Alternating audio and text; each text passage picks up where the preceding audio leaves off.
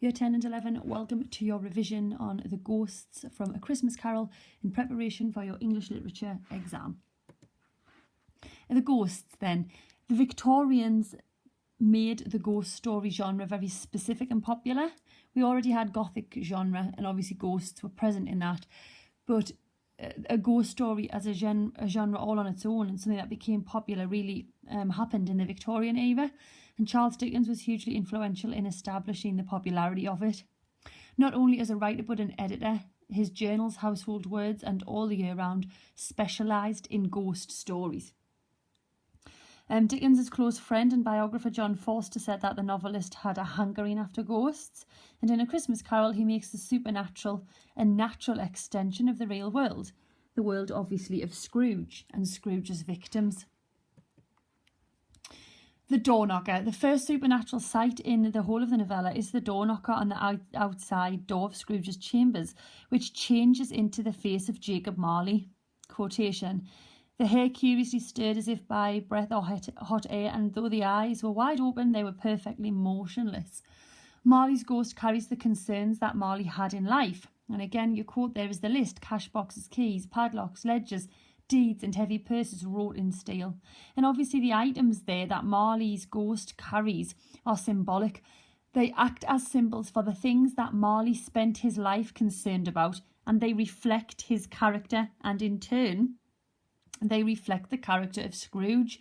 And don't miss out analysing language in there, the fact that you've got the adjective heavy. So it's this idea that symbolically it's a burden, isn't it? It's become a burden to Marley because he valued all of these things, and now he's punished for that in the afterlife.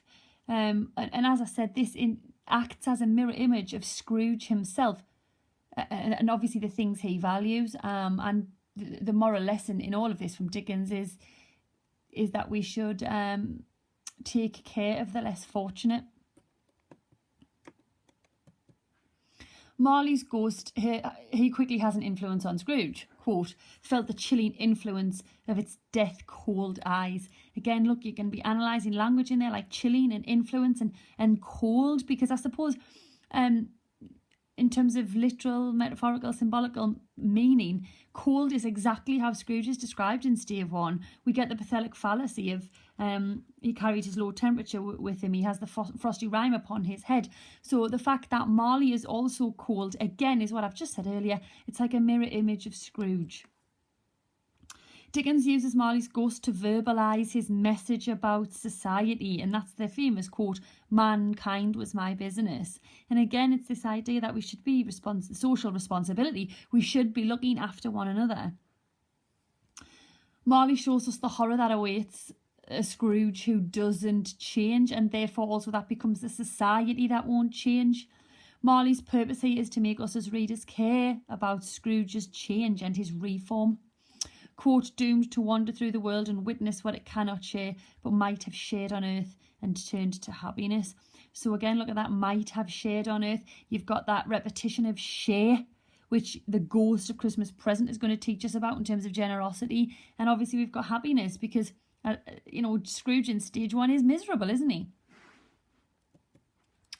The Ghost of Christmas Past then, it has a strange appearance because it's a mixture of an old man and a small child. Quote, it was a strange figure, like a child, yet not so like a child as like an old man. And again, when analysing language, and we're talking metaphorical and symbolical here, it symbolises the connection between Scrooge then and Scrooge now, and it emphasises how his childhood was so long ago. It's as if it's a different person. We get the quote, bright clear jet of light, and it comes from the ghost's head, doesn't it? And this symbolises the truth of Scrooge's memories, and also the fact that this ghost is going to shine a light on the Scrooge that used to be, the child that Scrooge used to be, the fact that he was capable of having a relationship with Fan, he was capable of loving Belle. And also the extinguisher cap, which when Scrooge begins to wrestle with the ghost, is the suppression of emotions Scrooge has displayed for years. Hasn't displayed for years. He suppresses his emotions, and when he puts the extinguisher cap over the ghost's face, over its head, it's that suppression of emotion. But don't forget, the light does shine through still, and we do have this symbolism of hope. The ghost wears a white tunic, which represents innocence, which is again linked to the Scrooge that was in the past, this innocent child who was left alone, who was solitary, who didn't have many friends. This ghost is generally quiet, thoughtful and compassionate for the bits of Scrooge's miserable childhood that we do see. And compassion is important because all of the ghosts are trying to teach Scrooge that he should have compassion and empathy for others. And he speaks with a low voice as if distant. And again, that's linked to Scrooge's distant past.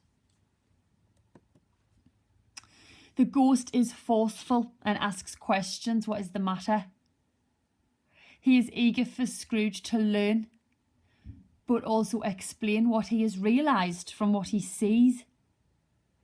The incident with Belle it's almost too much for Scrooge, isn't it? And I've put a typing error on there. I've put he begs. I wear false nails. He begs the ghost to let him leave, but the ghost overpowers him, and we get this quote: "But the relentless ghost pinioned him in both his arms and forced him to observe." And again, when analysing language, you can do the fact that the ghost is relentless, and you can even do forced. It's obviously something that Scrooge has to look at, because it's one of the moments, I think, where he really is turned into someone so cold when Belle leaves. And Scrooge wrestles with this ghost, and metaphorically we know this is a number of things. It's the old Scrooge versus the potential new Scrooge. It's memories and the past versus the present, and it is the subconscious versus the conscious. So this wrestling with the ghost is the beginnings of the change, isn't it? That he's almost accepting that he needs to become someone new. "Show me no more," Scrooge cries to the ghost. What he sees is a punishment. So the memories he sees, he thinks he's being punished with, but actually it's not a punishment really, is it? It's what he experienced, and it's what made him him. The ghost enables Dickens, so this is important, to explore the social and moral issues central to the novella, which are poverty, guilt and redemption. Obviously there's more than that, but they're three of the big ones. So Dickens again uses the ghosts to verbalise his messages. If we move to present now, the Ghost of Christmas Present, the purpose of him is to show us what Christmas was like for different people in Victorian England. He's used to verbalise Dickens' message about education this time and how it is important.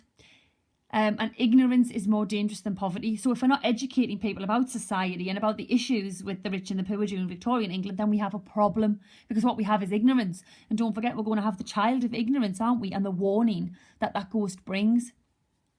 In terms of appearance, this ghost is a jolly giant. We can obviously analyse the adjective jolly if we need.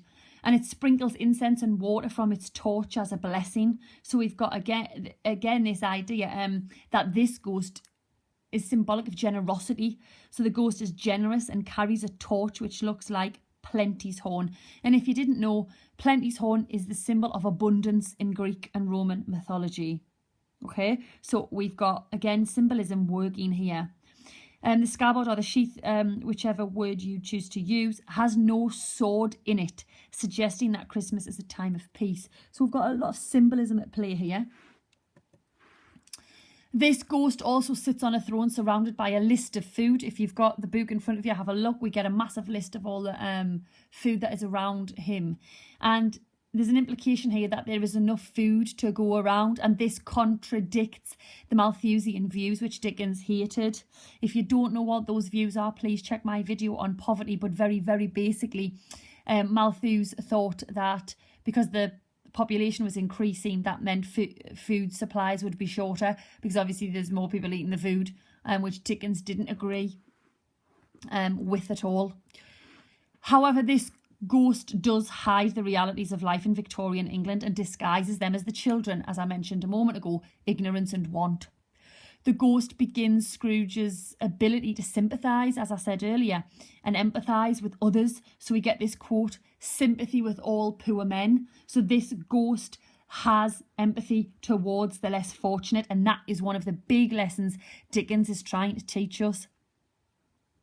The ghost is also sorrowful when he sees ignorance and want. So again, we realise that this is arguably some of the downfall of mankind if we're ignorant and if we're greedy.